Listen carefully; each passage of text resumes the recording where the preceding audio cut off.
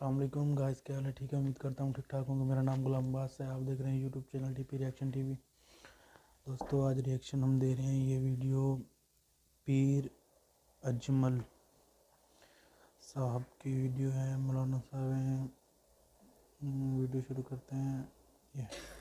حضرت مولا علی شیر خدا فرماتے ہیں مجھے اگر حضور سے کوئی سوال پوچھنا ہوتا، ان کا ادب نہیں ٹوٹا کہ میں فرینک ہو گیا ہوں، میں جو مرضی کروں، نہ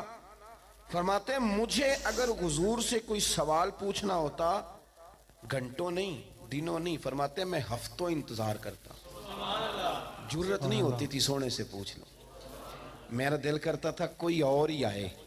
اور جو میں نے پوچھنا ہے وہ پوچھ لے، ساتھ میرا بھی کام بن جائے۔ جرت نہیں، میں کس طرح کر کے سوال پوچھوں، میری طبیعت نہیں مانتی حضور کی بارگاہ میں عرض کروں، نہ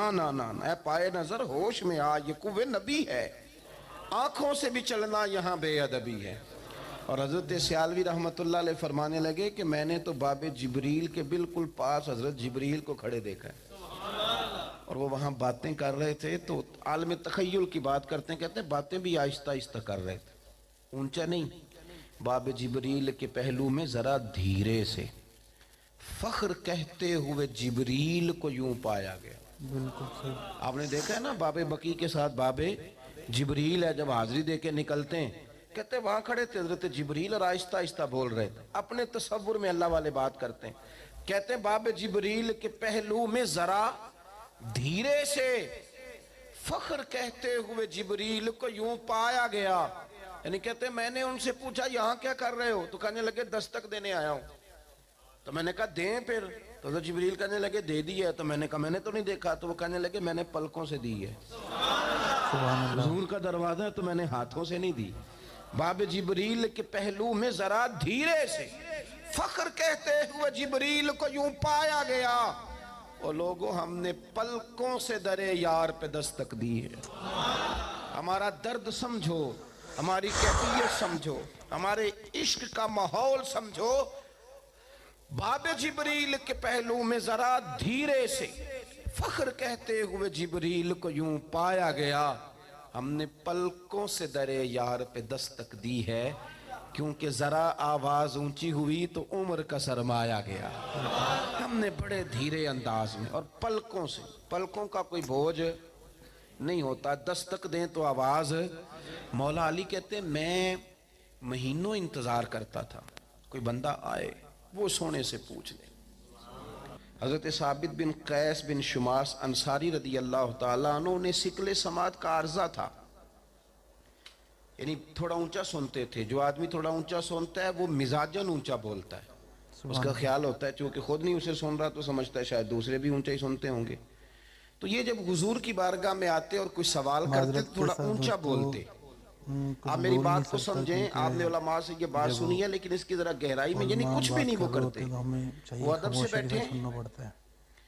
انہوں نے کوئی غلط جملہ نہیں استعمال کیا۔ پھر غور کریں کیا عرض کر رہا ہوں، ایک ہمارے ہاں تو لوگ بڑے بڑے سخت جملے کہہ دیتے ہیں نا، اور تیزی میں بولتے ہیں تو اللہ جانے کیا کچھ کہہ جاتے ہیں، کوئی سخت جملہ نہیں، کوئی بے ادبی والی بات نہیں، کوئی توہین آمیز رویہ نہیں، کوئی بات کرتے ہوئے چہرے کے اوپر کسی قسم کی انہوں نے جو ہے وہ سختی نہیں، ترشروئی نہیں، صرف کیا ہے کہ بولتے ہیں تو تھوڑا دھیرے اونچا بولتے ہیں، تھوڑا اونچا بولتے ہیں۔ اللہ کریم نے فرمایا یا ایھا الذین آمنوا لا ترفعوا اصواتکم فوق صوت النبی،